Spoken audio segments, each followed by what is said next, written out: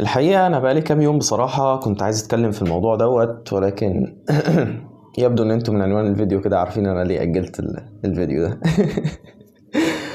والموضوع مش انطفاء بصراحة، الموضوع انشغال يعني ودربكة كده شوية، بس الحمد لله إن جات الفرصة اهوت نتكلم في النقطة ديت، لأن بصراحة النقطة ديت من النقط اللي أنا بعتبرها حاجة كريتيكال جدا جدا جدا.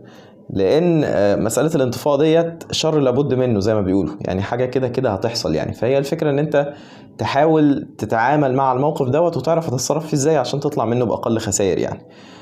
في الفيديو دوت هقول لكم على يعني 4 خطوات كده بصراحة من الحاجات اللي بتفرق معايا كشخص كثير الانطفاء، سريع الانطفاء. عارفين البوتاجاز سريع الاشتعال او كده، انا سريع الانطفاء بقى. المهم ان ال4 نصايح دول بصراحة فرقوا معايا بشكل شخصي جدا جدا جدا في مواجهة فترة الانطفاء ديت. خلينا نبتدي كده سريعا. اول حاجة بصراحة كده هي فكرة ان انت تتقبل او تكون مستعد للانطفاء. يعني ايه؟ يعني انت خلينا واقعيين، احنا عايشين في واقع دايناميك متحرك، المدخلات كتير اللي بتأثر عليك.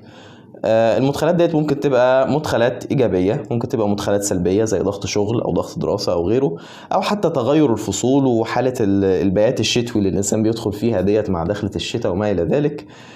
في حاجات كتير جدا بتأثر على مود الإنسان. فكونك تبقى مستعد لفترة الانطفاء ديت وعارف إن هي زي ما ذكرنا شر لابد منه، ده بيخفف من وطأة الحدث، يعني بيخليك يعني عارف ان ده هيحصل، فخلاص انت مستعد له. ماشي، هنطفي شويه مفيش مشكله في دوت، هستعيد عافيتي بعدها، هتعامل مع الفتره دي اطلع منها باقل خسائر وشكرا.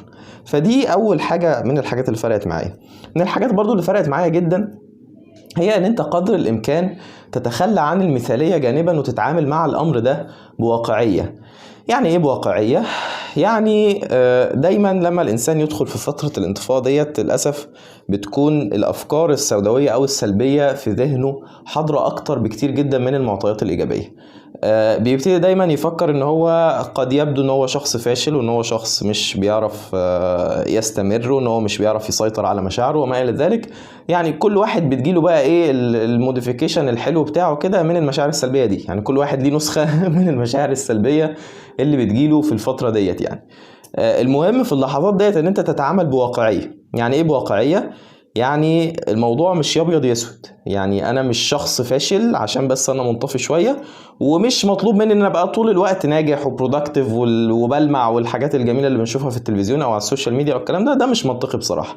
ان انت تتعامل مع الفكره ديت بمثاليه من اكتر الحاجات المؤذيه ليك على المدى القريب وعلى المدى البعيد كمان. يعني انت بتلاقي ان انت بتستهلك نفسك، لذلك من المهم ان انت تتعامل بواقعيه.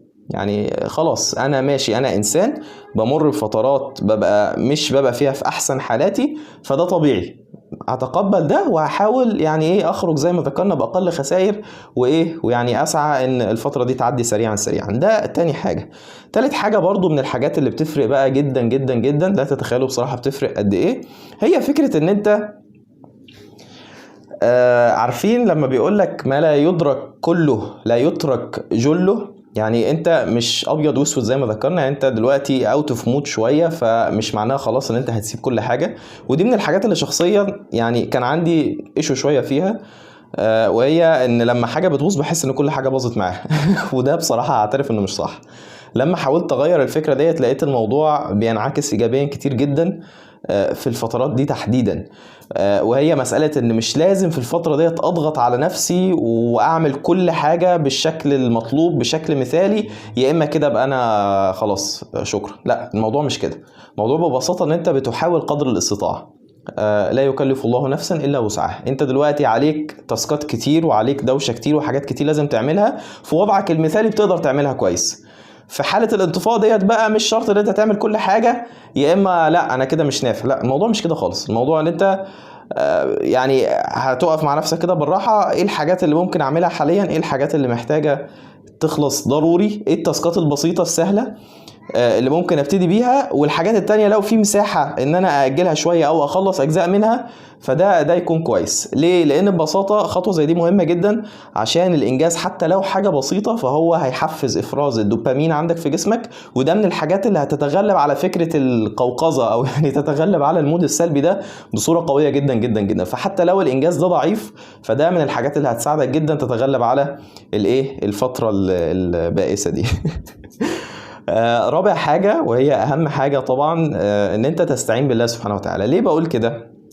يعني احنا ممكن نتكلم في ده ساعات يعني يا جماعة، خلينا واقعيين. ولكن تخيل كده لما يبقى عندك جهاز بايظ ويقول لك وديه الضمان وديه التوكيل، دول اكتر ناس بيفهموا فيه، ولله المثل الاعلى طبعا. بس ربنا سبحانه وتعالى هو العليم الحكيم وهو اللي خلق الانسان. فان انت تستعين بالله سبحانه وتعالى وانت مدرك ان ربنا سبحانه وتعالى مطلع على نفسيتك ومطلع على نفسك وذاتك، بل وهو اعلم العالمين بشخصيتك، واعلم العالمين بتاثرك بالوضع وما الى ذلك. وهو كمان مش علم فقط لكن علم وقدره، الله سبحانه وتعالى قادر على كل شيء. فهو الله سبحانه وتعالى قادر ان هو يساعدك، وقادر ان هو ان طلبت منه العون اعانك. لذلك من الاذكار المأثورة في الصباح والمساء اللي احنا من المحبذ ان احنا نذكرها بشكل دائم، يعني هو ان انت تستعيذ بالله سبحانه وتعالى من الهم والحزن ومن العجز والكسل ومن الجبن والبخل. تستعيذ بالله سبحانه وتعالى من الحاجات دي كلها، لان الامور دي كلها امور مذمومة ومقعدة. تمام. فده فيديو بسيط، مش حابب ان انا اطول عليكم، يعني تجربة شخصية كده من الحاجات اللي ممكن انشرها معاكم عشان نستفيد كلنا بيها. لو حاسس انك استفدت من الفيديو دوت، فيعني ارشح لك انك تشوف سلسلة نفسويات او الفيديوهات اللي كنا نشرناها قبل كده، لان هي بتتكلم عن مواضيع ليها علاقة بالموضوع ده. وافتكر كان في فيديو حتى بيتكلم على مسألة الانطفاء دي، وليه اصلا الواحد بيحس بالانطفاء كده بدون مقدمات. فهحاول احط لكم فيديو هنا كده او البلاي ليست هنا، فشوفوها كده وهسمع منكم الفيدباك بقى واسمع رأيكم، وان شاء الله ربنا ما يجيب انطفاء. يلا سلام عليكم.